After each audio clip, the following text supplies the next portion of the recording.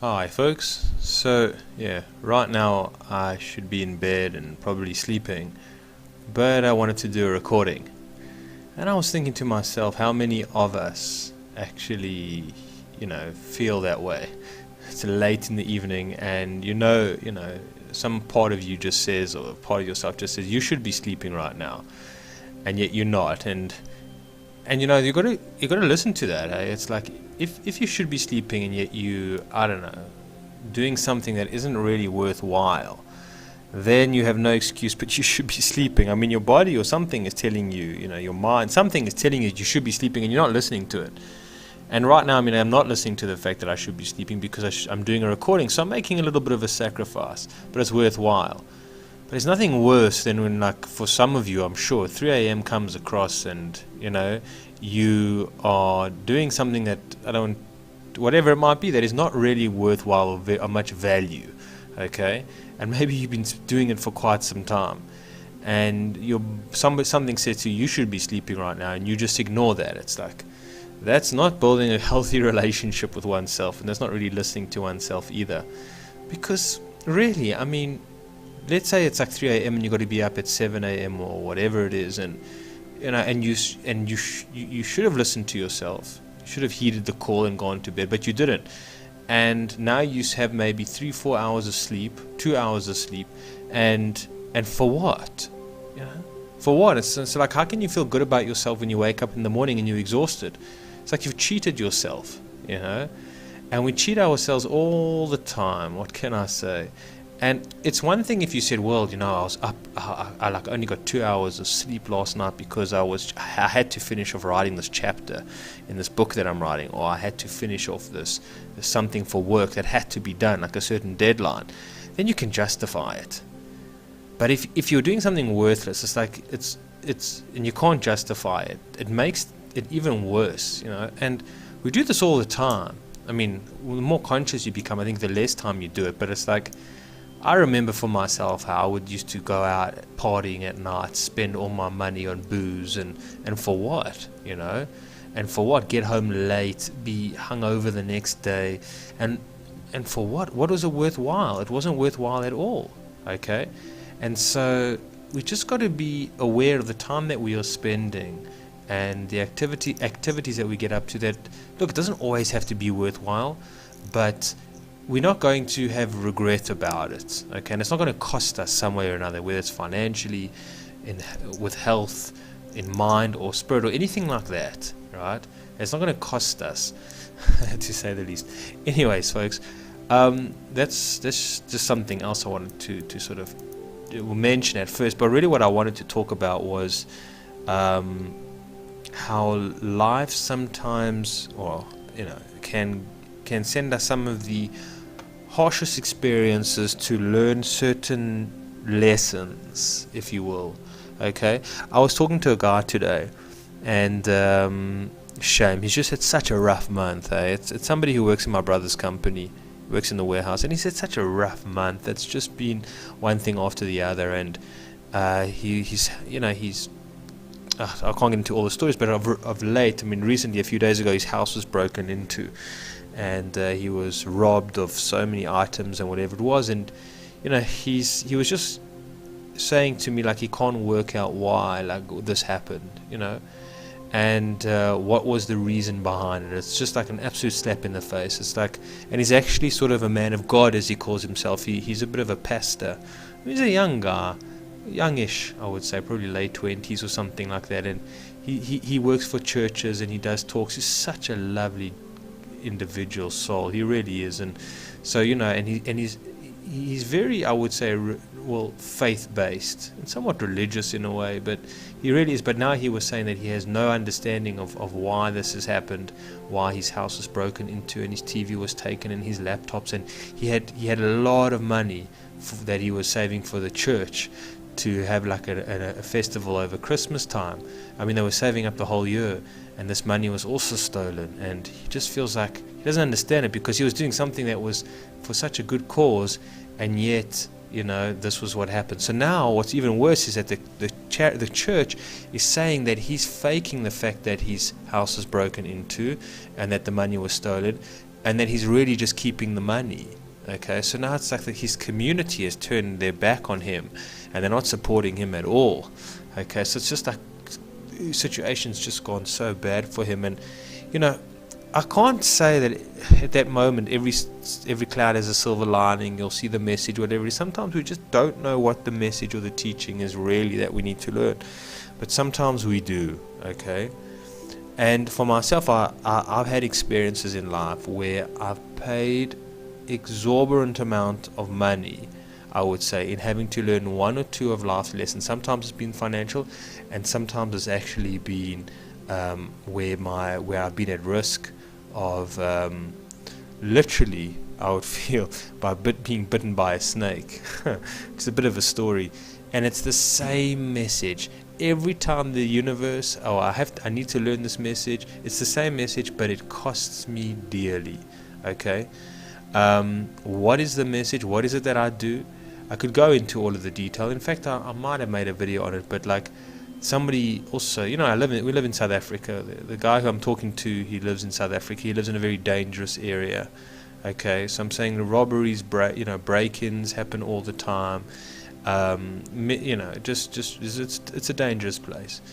And so for myself, not to get too much into detail, but I had a woman who was sort of working for me at a time, and I felt sorry for her, so I kept her on the job. I have a massage shop, spa, and it's not making money, and I just kept her on because she was getting a salary, and I felt sorry for her. And I actually wanted to close the shop down because it was doing so badly, but I felt bad for her that she wouldn't get a job somewhere else, or she might have, but I just assumed the worst, and I thought to myself, maybe, and it was terrible for me having to have her working in my house. Originally I had a shop, and I moved into the back of my house, and she, it was unbearable for me. She would sit here with nothing to do 6 days of the week. Okay, she'd get a client, a booking once, twice a day, some days no bookings, whatever, and she would sit around, and that's what I can't stand, is just seeing people sit around with nothing to do. I mean, she wouldn't bring a book in to read or something like that. She would do nothing. She wouldn't, there were so many things that she could be doing, but she did nothing.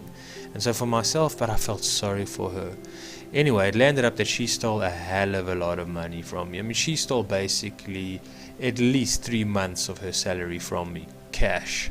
Okay, and I hid the money away, but she had plenty of time to find it. She made a copy of the key for my bedroom and the cupboard that the money was in. She knew what she was doing, and I never trusted her in the first place. But I mean, I never knew she would go to such extreme. Anyway, the story worked out in it absolutely backfired for her. I think I maybe mentioned where she called the cops and the cops found her guilty. I didn't want to call the cops because they were literally going to arrest her, and I kept saying to her, I don't want to call the cops, and she was saying that she had nothing to hide. Anyways, it was out of my sensitivity and care for her, so-called care, or doing the right thing, that costed me.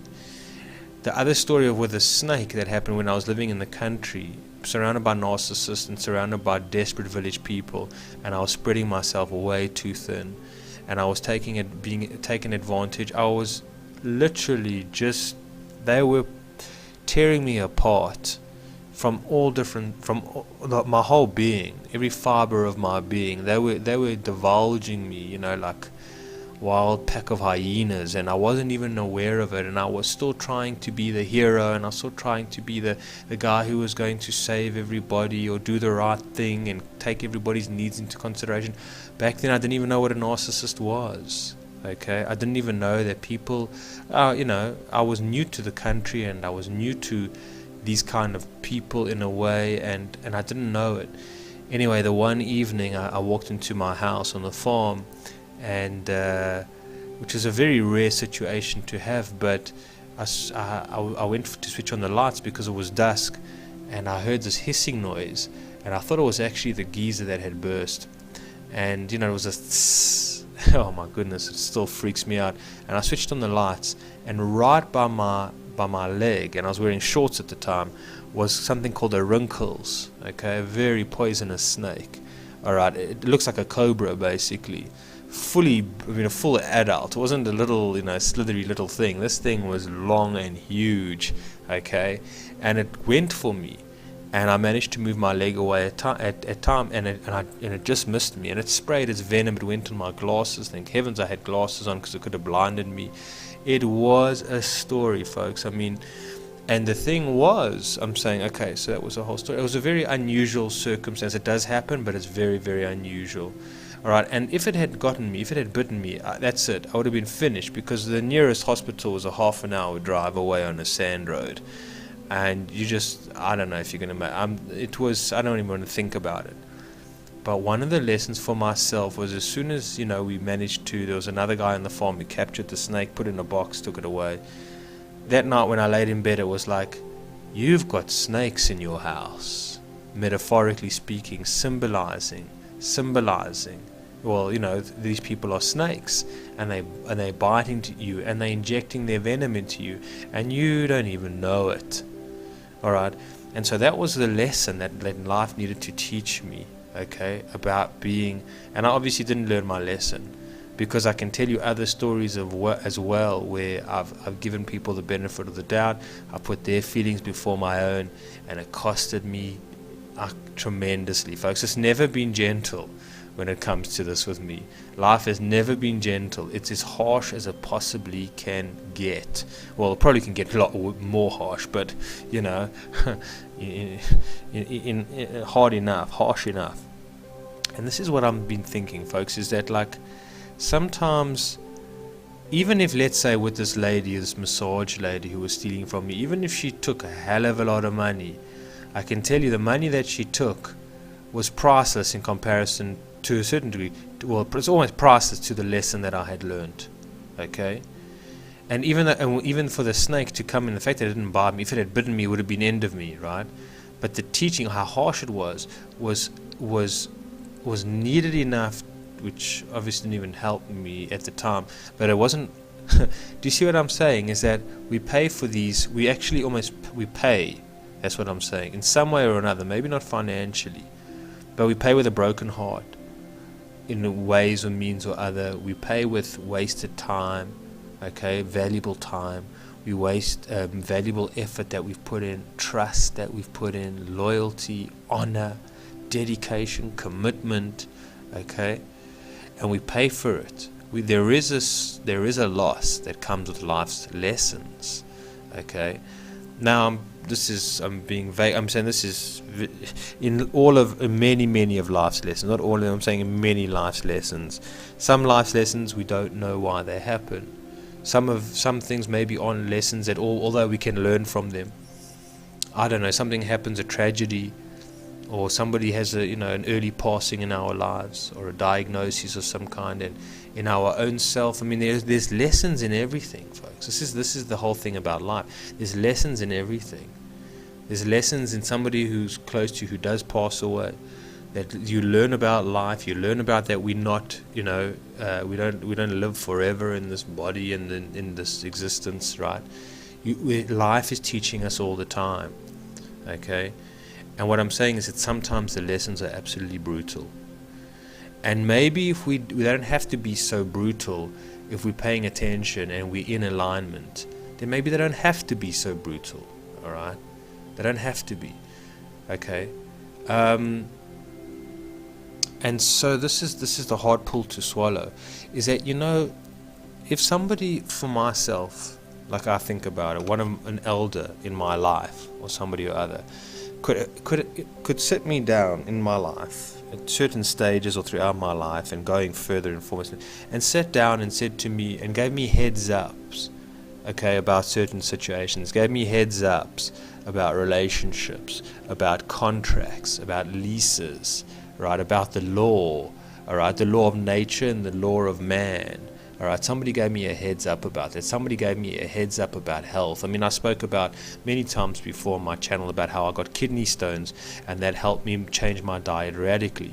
But if somebody had told me that there was such a thing as healthy eating, and the need to drink water, and the need to exercise, and whatever it is, then I wouldn't have got the kidney stones. All right. So yes, I'm grateful now in hindsight for the kidney stones, but at the time it was relentless and harsh and undeserving and whatever it is. Okay, but what I'm saying, coming back, is that we don't have that. really, in our lives. For many of us, at least I don't have that. And so so sadly, I got to learn the hard way. You got to learn by making mistakes, okay? By going way off your alignment, and getting burned severely, okay? And sadly, this is it. We sometimes flying blindly. You know, the truth is that I think that even though we would have, let's say if I did have direction from elder people in my life, the adults in my life, I mean, even when I was a kid and whatever it was growing up, I'm still going to inevitably have to learn hard lessons in life. But would they you see, because life is set up that way, that certain lessons need to be harsh, inevitably, right? It's part of life, and that's also something else of why life is what it's incorporated in it is absolute suffering and pain, you know, and misery. I mean, it's built into it.